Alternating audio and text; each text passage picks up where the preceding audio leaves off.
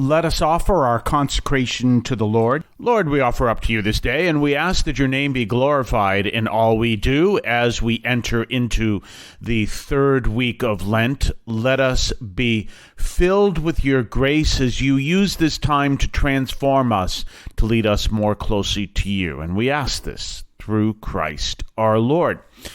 Well, it is, in fact, Monday of the third week of Lent. We're approaching almost halfway there, rather. And so it's always an interesting time during Lent, and the readings are very interesting. Today we have one of my favorites, and not only is it an interesting reading, it's one that Jesus brings up as well when he is speaking to his own hometown, and it's one of the reasons why they try to throw him over a cliff. So it's an interesting reading, as you can imagine. It's the famous story of Naaman the Syrian. Now, we have to understand a lot of the background, which many of you people may know, but many of you may not. And the background is that, as it says in the reading, Naaman is a general in the Syrian army, but he suffers from leprosy. And remember, at the time, leprosy, right up until not too long ago, which is also known as Hansen's disease, was a death sentence. But it was a horrible death sentence because it was so, and apparently is, so contagious that lepers had to live in their own colony away from everyone else because it was so contagious. And there's a powerful scene in the movie Papillon where they bring up that reality, where he visits a leper colony. And of course, we know of our own saint here in the Catholic Church, who was Damien the leper. He was actually a priest who was ministering to those who suffered from what we now call Hansen's disease on the island of Maui. And he died of the disease. So we know all of that, and we know this is all part of leprosy. At the time of Naaman the Syrian, it was a death sentence. So what happens is you always have to understand the background. And remember, the nations were nationalistic and their gods were nationalistic. So the idea of going to another country to worship the god of another country is something that would be not only foreign to them, but repulsive to them, because the attitude that would pop up, which we do see in Naaman, is, why am I going to their country? Our gods and our resources are just as good as theirs. And so there is that reality. Why would I go there? And think of that also from a loyalty perspective. If you're going to worship the god of another country, what are you saying to the gods of your own? So you can see this is not just a benign act. And what happens? He's suffering from leprosy.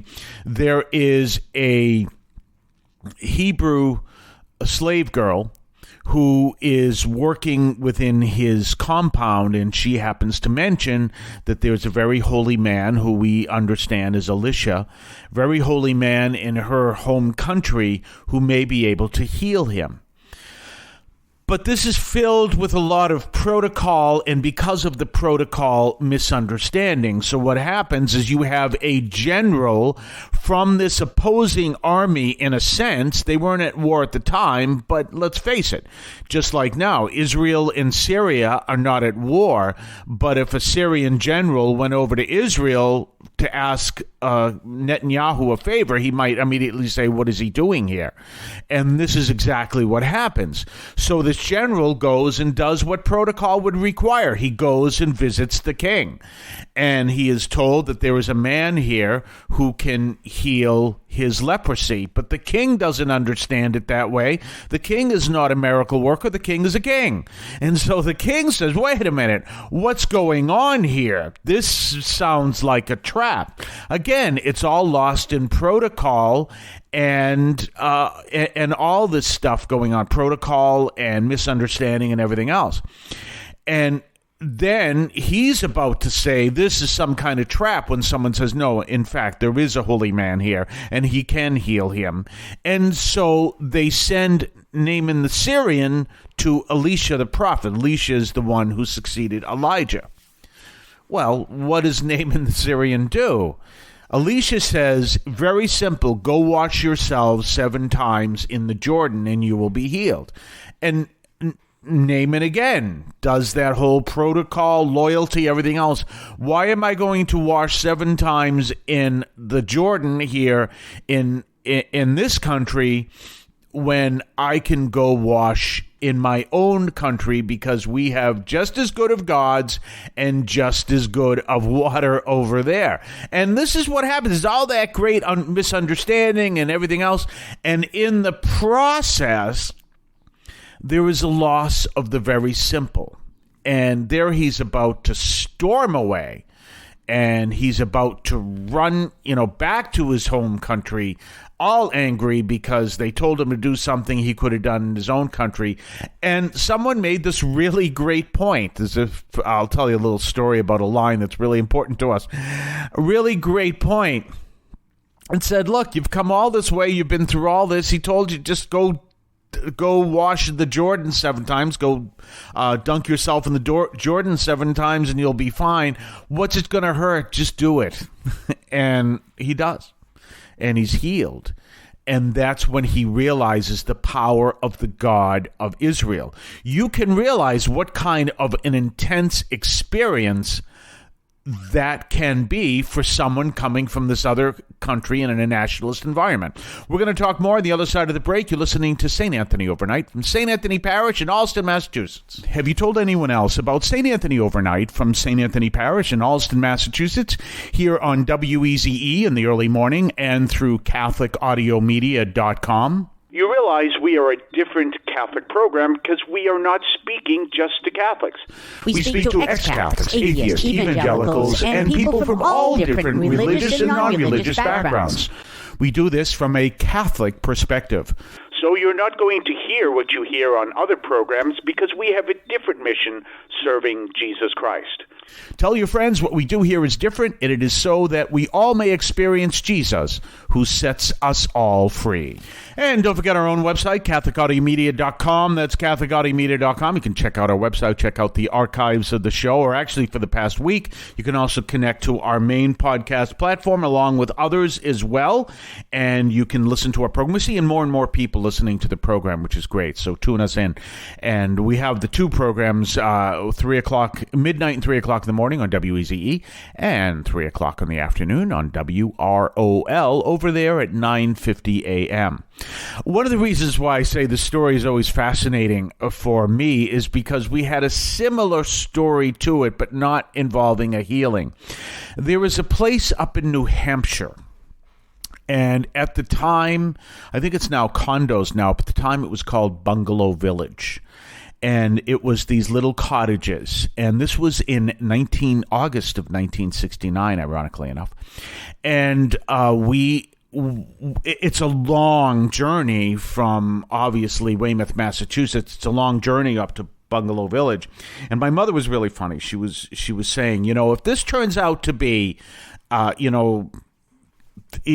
what we're looking for, we're just going to turn around and go home. So we got up to Bungalow Village, and it was a fascinating place. We loved it, and it was, at the time, it was just a basic cottage, and there was a fireplace in it and everything else. But there was nothing, it wasn't like plywood walls with, fancy stoves and everything. It had all the stuff, but it was just the way it was, like a summer cottage up in New Hampshire. Well, my mother said, that's it. We're turning around. And my father said, you've come all this way. Let us stay. It was one of the best vacations we ever had. Well, the reason why I tell you that story, because that's exactly what happened with Naaman the Syrian. You've come all this way. Just dip in the river, will you? It says do it 7 times, not going to hurt you.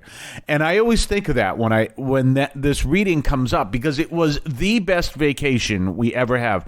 We even looked it up recently to see if it's still there, and it's now condos. Beautiful, beautiful place in New Hampshire. And one of the interesting things, speaking of water, is the first time, one of the very few times I've ever seen, I think it was the only time I've ever seen live, look at, we were like at the beach where the river was, where the lake was.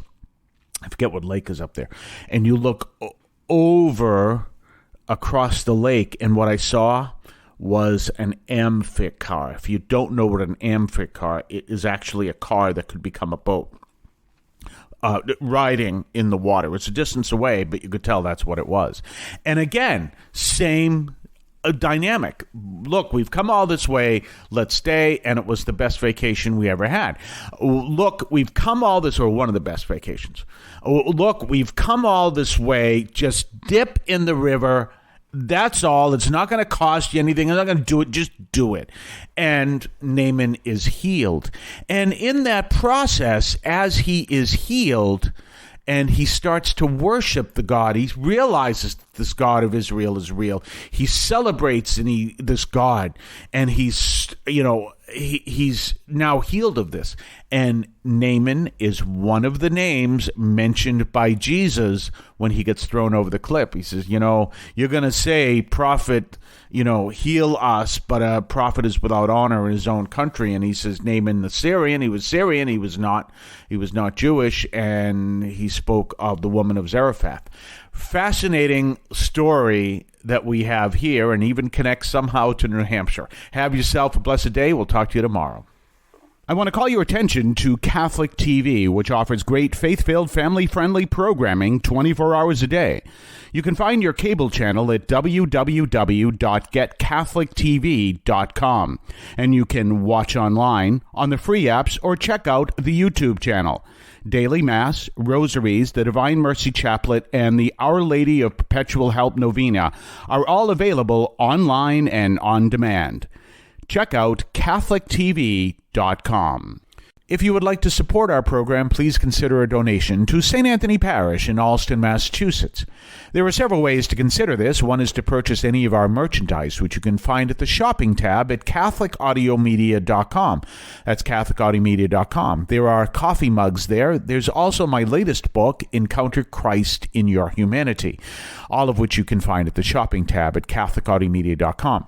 You can also donate to the show directly through either the Donate tab, also at CatholicAudiomedia.com, or by sending a donation through the U.S. Postal Service with your questions and comments at 43 Holton Street, Allston, Massachusetts, 02134. That's St. Anthony Parish, 43 Holton Street, Allston, Massachusetts, 02134. Finally, the best way you can support our parish is to attend Mass on Sundays at 10 o'clock and be a part of our parish. We thank you for any support you would like to give to St. Anthony Parish in Allston, Massachusetts, the sponsoring parish for this media outreach to Catholics and other Christians in the WROL, WEZE, and podcast listening audience. In Cristo vivimos.